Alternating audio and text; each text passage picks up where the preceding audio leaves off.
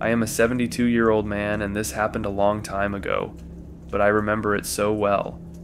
The background was a series of events that placed me in a mountain cabin outside of Frederick, Maryland, circa 1969 or 1970. Let's just say my life at the time was in disarray. I had dropped out of college, my father had died very badly, and I was alienated. I needed to get my mind right.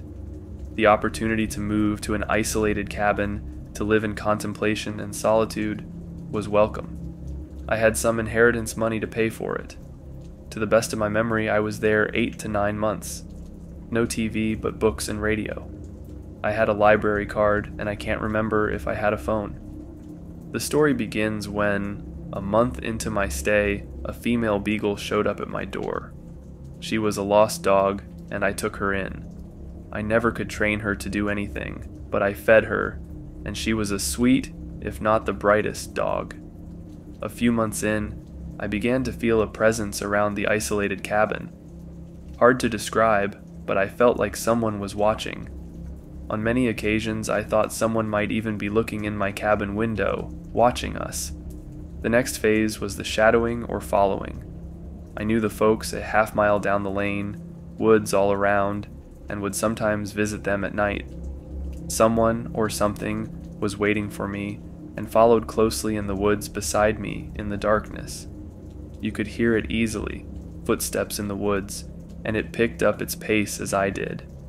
This not only happened to me, but to my younger brother who visited, and to friends, and it spooked them, big time. At night, it was out there, around the cabin. Here's the funny thing.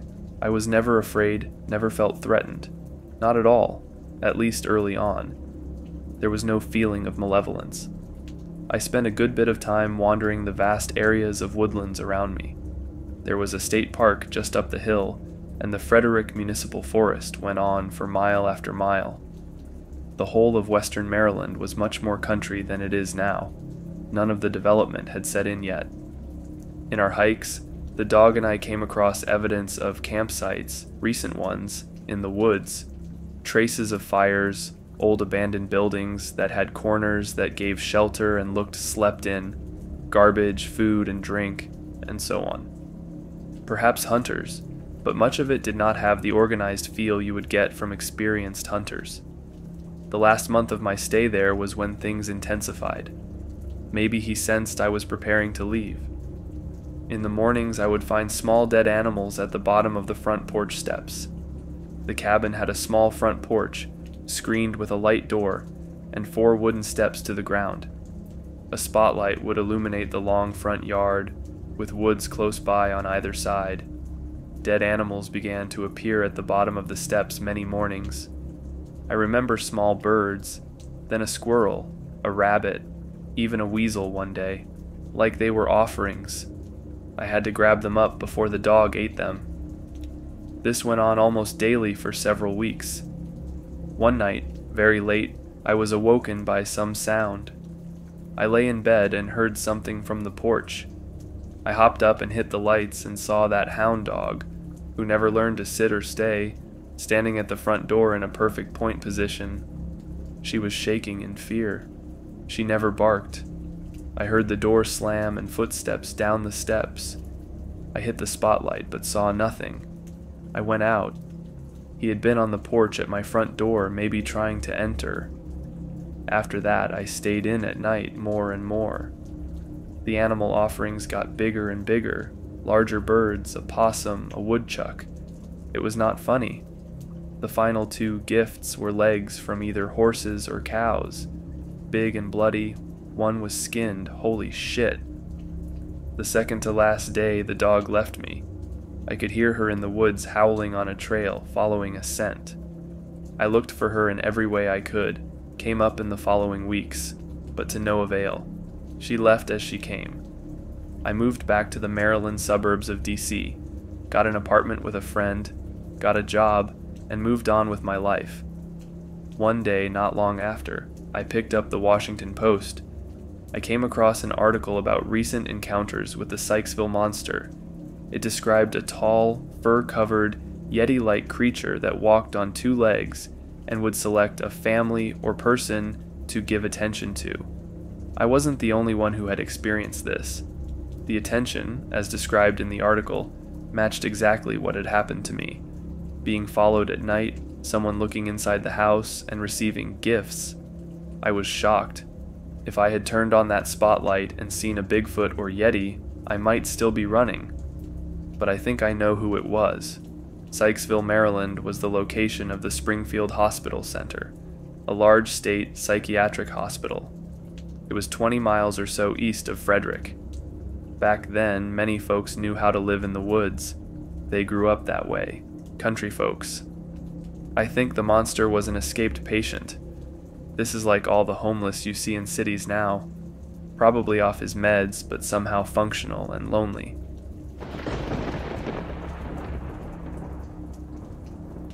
When I was 7 years old, my father took my older brother and me to a cabin in the middle of nowhere for a week as a vacation. We also took our cat with us. Everybody had their own room, and I had the room furthest from the other two, positioned right where the woods started.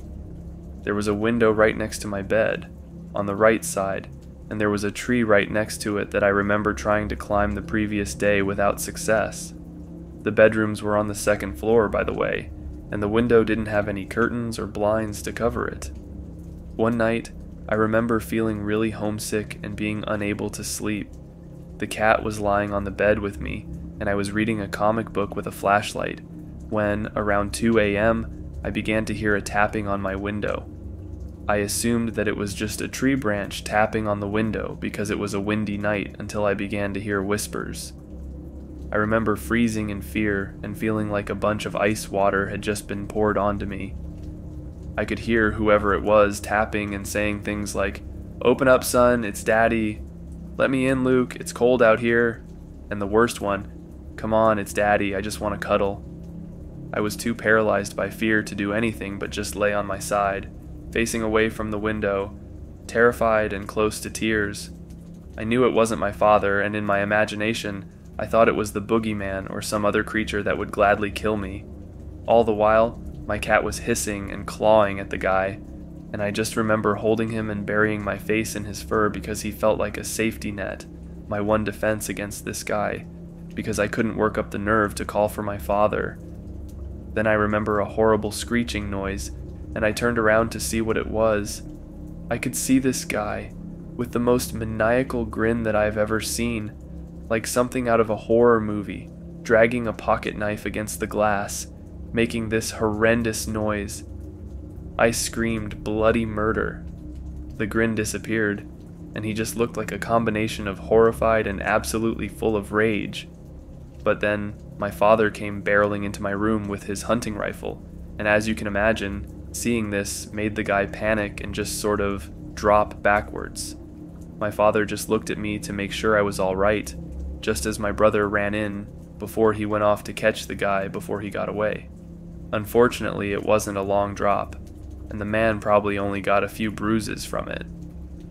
He was long gone by the time my father got down there, and we waited the night before we packed up and went back home.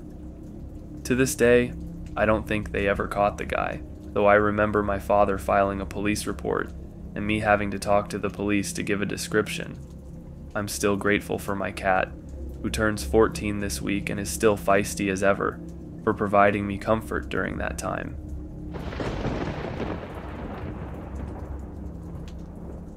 When I was around 13, I went camping with my Girl Scout troop. This wasn't uncommon for us, as we camped often, at least twice a year. The only difference was that my troop had the privilege to camp out for 2 nights in cabins. The cabins were not big. I was 5 feet tall, and if I were to lay down widthwise, we only had about 3 feet of walking space between the bunks. Each side had 2 sets of bunk beds, so there were 8 beds in each cabin, and there were 4 cabins. We had a large troop, so we occupied 3 cabins, including the moms who stayed the night with us. During the day, activities went on as normal. Other troops came to spend the day, and we did arts and crafts, archery, and other sports-like events. This ended around 7 when all the other girls went home. Around this time, we cooked dinner, ate, talked, and then started a fire. We sat around and had girl talk as usual, ate doughboys and marshmallows until 9 when we had to go to bed due to the campsite's curfew. In my cabin, I had my 2 best friends, one in the bed below me and the other in the bunk across from me. We had bunks that were close to the window. To imagine the cabin, just picture a rectangle with walls and a screen door. Now go into the screen door, and on either side of you there are, as I said, 4 bunks, and at the end of the corridor, a window. My mom was sleeping in the cabin across the way with my troop leader and the other mom. Soon, we were all asleep, but my friend Lisa, who was below me, wasn't very good at sleeping outside and was soon awake and sitting on the edge of my top bunk, poking me. I cracked my eyes open and shone my flashlight at Lisa, then at Tara, who was across the way. She was awake as well. Since we weren't technically allowed to be awake unless we were using the bathroom, we decided to go get my mom, who would take us through the trail to the bathroom just to let Lisa catch a breather. By now the fire was basically out, and we had my flashlight as our light source, so we bundled up because New England is freezing at night even if it is spring. As we were getting dressed, I put my flashlight into my mouth so I could use both my hands. But out of the corner of my eye I saw a shadow. I thought it was my own, and camping was playing tricks on me, but I looked anyway. My scream may have broken all the camp's rules about curfew. My entire cabin was up, my friends were screaming, and my mom and my leader were trampling over each other to get into the cabin.